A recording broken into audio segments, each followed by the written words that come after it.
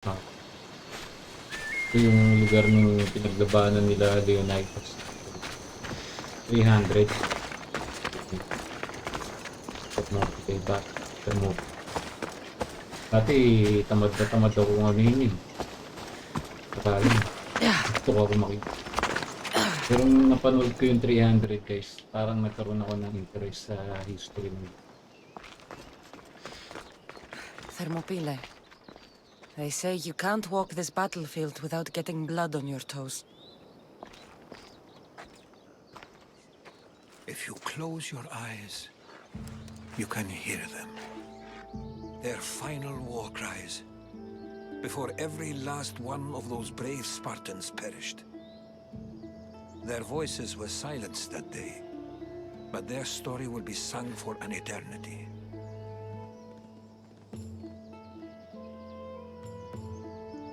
You didn't bring me here to talk about dead Spartans. What's on your mind, Herodotus? The Battle of Thermopylae still echoes in our hearts. But to stand here is to feel it in your bones. There's nothing here but ghosts. My concerns are with the living. Hold out your spear. My spear? What for? I need to know something.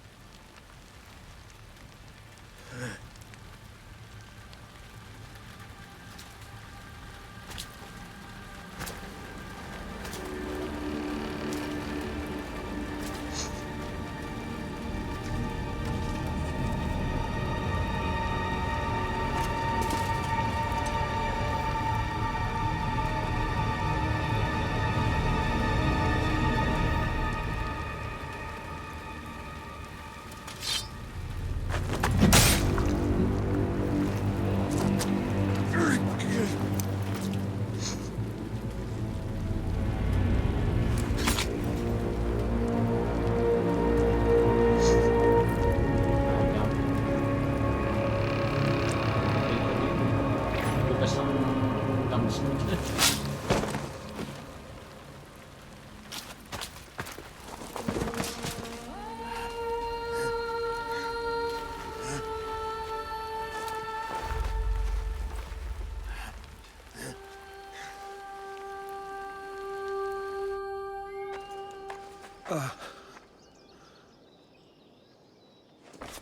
Herodotus! I'm fine. I'm fine. The stories are true.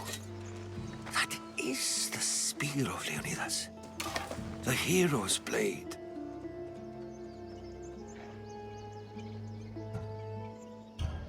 Where were Sparta's allies? The Spartans weren't alone in facing Xerxes and his hordes. Many from across the Greek world were armed and ready to fight alongside Leonidas and his 300. But when the mighty king looked into their eyes and saw fear, he sent them home. That sounds like madness, not bravery. It was foretold by the Pythia that Sparta would lose either its freedom or its king to the Persians. Leonidas made his choice. What happened to Leonidas after the battle? Xerxes was famous for honoring warriors who fought valiantly against the Persians. But Leonidas infuriated him so much, he cut off his head and impaled it on a pike. A bloody battle ensued, and his remains were reclaimed by the Spartans and buried here. Now, however, he rests where he belongs. In Sparta. What happened to the traitor, Ephialtes? King Xerxes paid him well, but treachery breeds treachery. A contract was put on his head, and he died as he lived. A coward. You knew this would happen. I didn't know, but I did suspect. There is a place I'd convinced myself was a dream. Until now. A peculiar structure on the island of Andros. Mysterious shapes carved in stone. Like nothing I've ever seen. You want to sail to Andros so you can show me shapes? In my travels, I heard whispers of an ancient civilization. A people who came before. Your spear and that place are connected. You mentioned a people that came before. Who were they? They were not gods, but they lived far longer than any mortal, and were far more intelligent. I've seen carvings in caves, strange symbols that suggest it was this ancient civilization that created humankind, and provided them with fire. But Zeus blamed Prometheus. Yes. Well, perhaps his eagle has been feasting on the wrong liver. The spear awakened to you, Herodotus. I trust you. You understand. I will do everything in my power to help you find your mother. I promise. But first, we must sail to the island of Andros. I'll meet you at my ship.